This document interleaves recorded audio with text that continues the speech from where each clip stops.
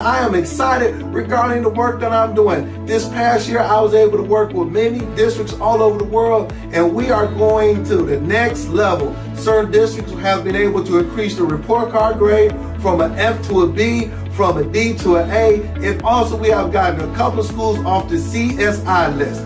Now, my next stage is I want to take schools and make them become National Blue Ribbon schools. So once again, if you would like to go to that next level, hey, just inbox me, reach out to me, and we can make it work. I'm excited. This work I'm doing is blessing schools all over the world. So if you want to be that next National Blue Ribbon school, hey, reach out and let's go ahead and do the work. And also with that, I got 2 dynamic books that I have that schools are picking up as we speak, and man, these are blessing your school. One is on school transformation, and the other one is on for parents and teachers and principals to come together as one.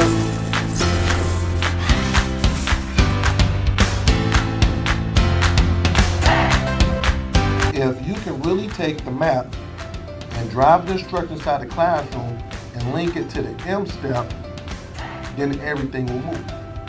You see it? Ladies, third grade teachers, could you tell me, how do you think this professional development was for you today? Easy. It was productive. It was exciting. We will never leave Mr. Hurt's advising. Because the schools that I've worked with, the teachers I've worked with, their scores is go through the roof, because what I do is I talk about practical stuff that's practical. Because I'm a former teacher and also I'm a principal, so I'm gonna be telling you guys things that I know will work in your classroom.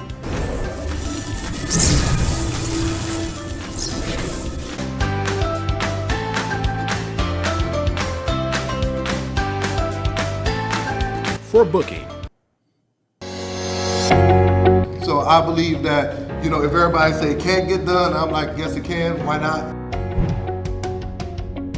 I said, if these kids can't read, then I'm not gonna call them. All this, mom, dad, I'm gonna look you in your face and say, this kid can't read. We let them down. School, parents, we let them down, but I'm not gonna take them to the next grade knowing that they're not at grade level. It's funny because I'm always like, okay, how are schools successful? Well, schools are successful when they demand greatness. Greatness doesn't come. We're about to make history. We're about to learn. We're about to grow. We're about to make history. And then, mark my words, it's going to be other school districts, other places around it that's going to be doing this thing. Good morning, everyone. Good morning. This is Sean Hurt with your Saturday morning podcast, And I am coming. I'm not in my normal setting. I am out of town. I'm in Alabama.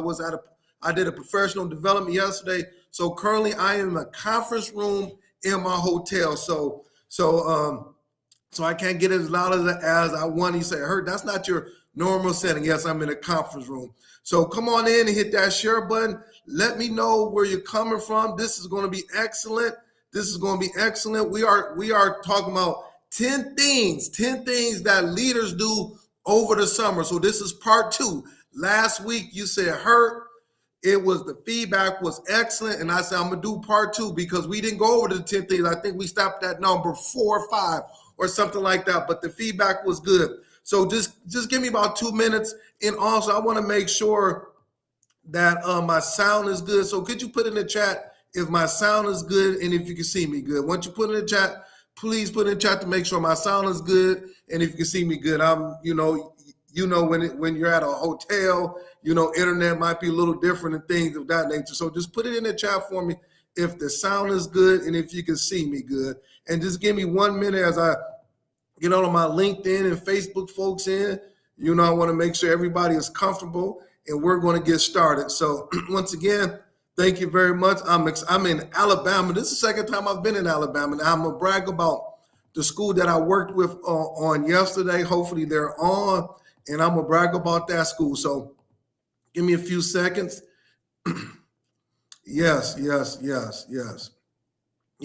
So I want to say good morning to my sister in education, Dr. Houston. Good morning. Ms. Jasmine Harris from Cali. Dr. Houston, she's from South Carolina. Good morning. And I'm going to ESS. I don't want to mess up the last name. Mylania. Good morning, Dr. Jeter from Illinois. Good morning, Josh Tarver, my good friend Josh Tarver from Garland ISD. Good morning to you. Good morning, Rashard Davis from Vegas. Vegas in the house. I got to get down there. Can someone book? I got to get down to Vegas. That is one place I have not able to do any work in Vegas. So I got to get down to Vegas. So if someone got some connections, let me know. I got to get down to Vegas. I cannot wait to get down to Vegas. Okay, good morning, Miss Truesdale from the ATL. Guess what, Miss Truesdale? My hotel is in Atlanta. I'm about 15 minutes outside of Alabama in Atlanta, Columbus, Georgia. I'm in Columbus, Georgia. So I don't know how far that is from you, but I'm in Columbus, Georgia. So good morning, Miss Flowers. Good morning. Oh, you're from Brunswick, Georgia. So I got all my Georgia. Listen, I'm not gonna let the cat out the bag. I'm gonna wait. Good morning, Miss Lawson, my good friend, Miss Lawson. Good morning, Miss Chinu. Good morning, Miss Moore. Good morning, everybody. Make sure. Good morning, Miss Johnson from Detroit. You know that's my hometown. I'm from the Detroit. What up, though, Mr. Johnson? Good morning, my man. One of the best principals out there. We got to connect. Good morning, Brother Laws. Oh, Miss Edwards in the house. So I'm gonna stop right there. Go ahead. I need everybody at once. Let's hit that share button. So let's go ahead and get started. Once again, my name is Sean Hurt, school turnaround principal, and I'm going to talk about the 10 things that school leaders do over the summertime to get ready. 10 things, okay? Last week, we talked about 4, so if you did not see last week, make sure you tune in, but I'm going to go ahead and jump in. Before I get started, I always do my commentary. I always ask this question. What are the things that's keeping you up at night as an educator? And I need everybody to put it in the chat. What are the things as an educator that's keeping you up at night? Mine is that I want to make sure that the leaders, these principals, are prepared for the upcoming school year. School year is done. What are we doing to prepare for the upcoming school year? That's why I have this podcast. As principals, I have many principals on here. Many school leaders, what are we doing to prepare? That's keeping me up at night. Are we actually putting forth the effort to be prepared for the upcoming school year? Second thing that's keeping me up at night is, and I talked about it the other day, is that we have a lot of middle school and high school kids committing suicide. What are we doing to prepare our staff for signals? And I talked about on my podcast a couple of weeks ago, I talked about it for students that's committing suicide. This week alone, 2 more people put on their Facebook post, reached out to me and said, my students this week has committed suicide or tried to commit suicide. So those are the 2 things that I'm thinking about every day that's keeping me up at night. So just put in the chat, what are things that's keeping you up at night? What are the things that is keeping you up at night? Let me get my captures off. I want to make sure I get my captures off. All right, cool.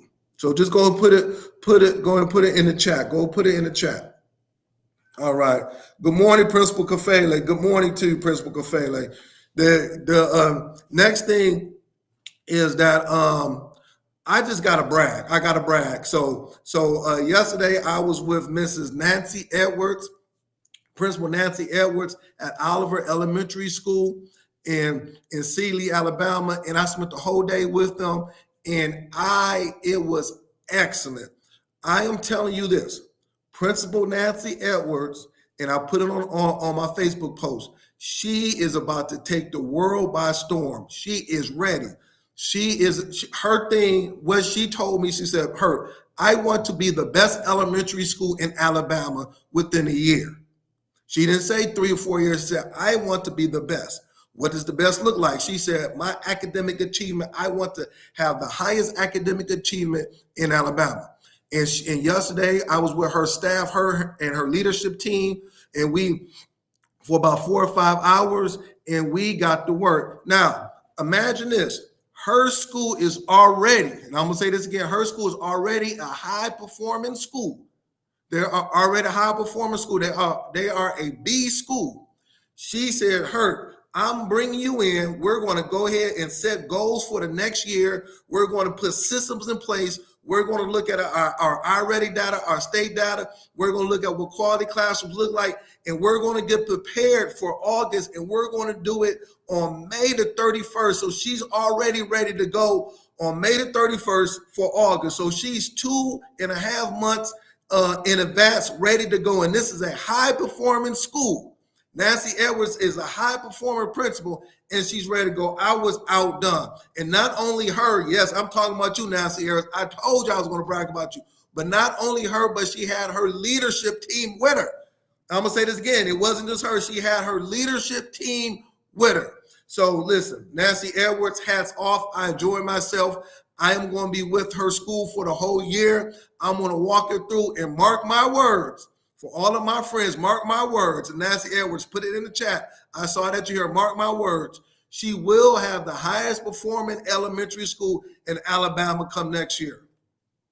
You just talking again. No, I don't talk. I've been on my podcast for 3 years, and you have seen documentation of principals.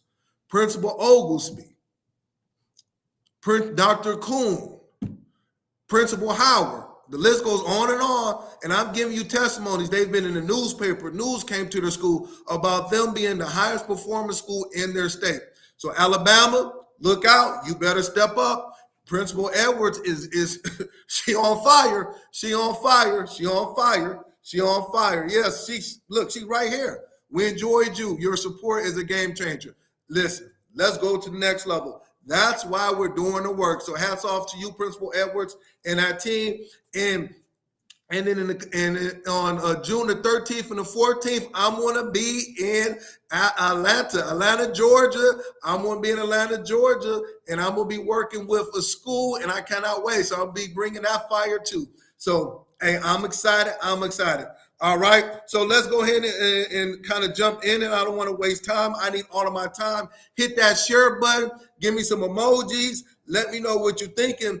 10 things that educators do over the summertime to have a successful school. 10 things that educators do over the summertime. I'm talking about the successful educators, the principals, assistant superintendents, coaches. These are the things these are non-negotiable that you do over the summertime to get ready for the upcoming school year. We don't wait till a week, 2 weeks, 3 weeks, a month before school starts. No, we start that now.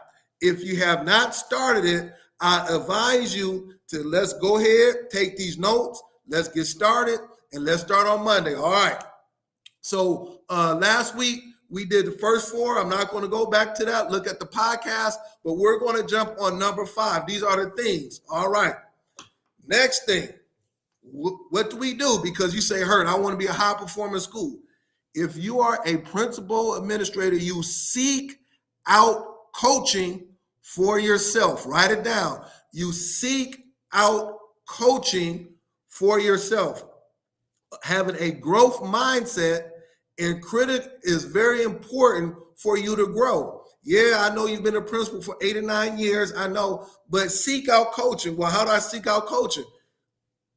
These podcasts, my podcast, Create and Educate, Principal Kafele, Josh Tarver. These are people. These are free information that you're getting. You're being coached. It's just like all the people on here. We're coaching. We're going back and forth. You're getting ideas. I've had so many people that say, Hurt, I'm going to take what you said on a podcast and implement it on Monday, whether it's the data analysis, whether it's spending 80% of your time in the classroom, whether it's how to observe what quality teaching looks like, whether it's coaching. All of those things you're getting and you're putting in your tool belt for the upcoming school year. And also with that, it allows for your coach to give you critical feedback. Everybody say feedback. Put in comments, feedback. You got to get feedback. All of the top principals, educators, they are open to feedback. No matter if it's Dr. Houston or Dr. Tammy Taylor or Principal Gafele or Nancy, Principal Nancy Edwards, all of these people, they want feedback. That's what I want. I love feedback. How did I do? What do I have to do to get better? It doesn't make a difference if you are A school, B school, or F school. If 80% of your kids are proficient, in order for you to grow, you must get critical, not just feedback, but critical feedback from your coach. I'm gonna say that again. Seek out coaching for yourself. Write it down. Seek out coaching. Buy the books. We have books. We have materials. Bring people in. But seek out coaching if you want to be the best educator. Now, if you don't, if you just want to be sorry and your school is bad, hey, don't do it. Don't do it. You'll just be waking up every day with migraines, dragging to my, I gotta go to the school. I know it's gonna be 5 fights. I know that my parents are gonna come up and it's gonna be off the hook. Lunchroom duty. Yeah, just keep on doing what you're doing. But if you want to be the best, seek out coaching for yourself. Yes, doctor. See, listen, everybody, this is why this is important. We are a community of educators. We learn. Next. Hit that share button. Let me know if I'm sounding good. Let's go with next one. You say, Herb, what is the next one? Play the long game when it comes to student culture. Play the long game when it comes to student culture. So you don't set your culture up when school starts. You set your culture up now. Set your culture up now. Well, Herb, what do you mean by that? What systems do you want to have in place to make sure that things are going good? How is your transition at the high school level? How do you want that to look? How do you want your lunchroom duty? How do you want all of these things? Play the long game when it comes to student culture. If you set your culture up now, when the kids are not there, how you want your kids to react? How do you do your morning announcements? I'm gonna say this again. Principal Fele, agree with me. You know, that's the master. The morning announcements is so critical to start the day. It will get you through those 7 hours. How you pump up the school. You get on that mic and you talking and you motivating everybody. How are you doing your morning announcements? That's student culture. All of those things is part of student culture. You don't wait till August. You put that in place June the 1st. Oh man, I know I'm talking. Yes. Set the culture up now. Yes, Dr. Houston. Yes. Set the culture up now. Don't wait. Set it up now. And that's why I'm saying these are what the best educators do. I'm giving you best practices. Take it. This is what the best educators do around the world. Next one. Summertime. All right, Herb, I got 2 months. It's downtime. What do I do? Next one. Connect with stakeholders. I'm going to say this again. Connect with your stakeholders. Well, Herb, who are my stakeholders? Connect with your staff. Connect with your custodians. Connect with your administrative assistants. Connect with them. Just some emails, a text message. Build those bonds with your team. These are your stakeholders. When August comes for 9-10 months, you're going to be in classrooms. You're going to be observant. You're going to be in lunchroom, the hallways. You're not going to be able to sit and connect with them as much as you would have during the summertime. Man, listen, when I was a teacher and when Mr. Washington, that was my principal, when he would call me, send me a text, hey, Herb, man, just calling, just checking on you, how you doing, thinking about you, little stuff like that, a little email with a smiley face. All of those things go a long way. Now, in addition to your stakeholders, I'm going to give you a piece of advice. Also connect with your parents over the summertime. So I'm going to park it right there, and I'm going to explain to everybody what I mean.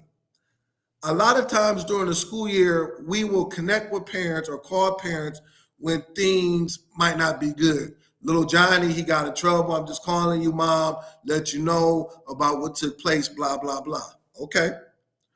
But what about in the summertime when you could say, Ms. Johnson, I was just calling just to let you know that I was thinking about you. Not even a student. I was thinking about you, letting you know how much I appreciate you always supporting my school. So as a principal, what I did was every week I would reach out to about 10 parents. 10 times 4 is 40. 2 months, 80, about 85 to 90 parents throughout the summertime, and just reach out to them and just with a quick phone call or an email.